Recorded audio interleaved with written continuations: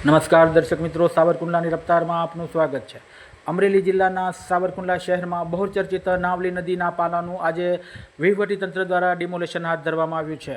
રાત્રેના 12 કલાકે મામલતદાર શ્રી, નગરપાલિકા સ્ટાફ તેમજ પોલીસ તંત્રને સાથે રાખી અને ડિમોલેશનની કાર્યવાહી હાથ ધરવામાં આવી છે।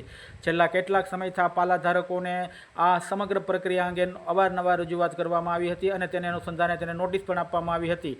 ત્યારબાદ સુપ્રીમ કોર્ટ દ્વારા આ પાલાધારકોને 30 એપ્રિલ સુધીમાં આ પ્રક્રિયા પૂર્ણ કરી અને પાલાધારકોએ પોતાના કેબિન હટાવી લેવા માટેની લેખિત બાંહેધરી સુપ્રીમ કોર્ટ સમક્ષ આપવામાં આવી હતી। તેને અનુસંધાને આજ રોજ વહીવટીતંત્ર દ્વારા આ સમગ્ર પ્રક્રિયા હાથ ધરવામાં આવી હતી અને અગાઉના દિવસોમાં પાલાધારકો દ્વારા સ્વેચ્છાએ પોતાના કેબિનો હટાવી લેવામાં આવેલ હતા, પરંતુ ત્યાં પડેલા તેના કાટમાળને હટાવવા માટેની પ્રક્રિયા આજ રોજ સાવરકુંડલાના વહીવટીતંત્ર દ્વારા કરવામાં આવી હતી અને આ આવી રહી છે। ત્યારે હવે જોવું રહ્યું કે આ 300 પાલાધારકો સામે હવે જે રીતની કાર્યવાહી કરવામાં આવી છે તેને લઈને આજે સવાલ એ ઉઠી રહ્યો છે કે આ 300 પાલાધારક કેબિનોના હવે આગળને રોજગારનો પ્રશ્ન શું, તેવો પણ એક માનવીય પ્રશ્ન ઊભો થયો રહ્યો છે। પરંતુ હાલમાં તો વહીવટીતંત્ર દ્વારા ડિમોલેશનની કાર્યવાહી હાલમાં ચાલુ કરી દેવામાં આવેલ છે। Bureau report, સાવરકુંડલાની રફતાર।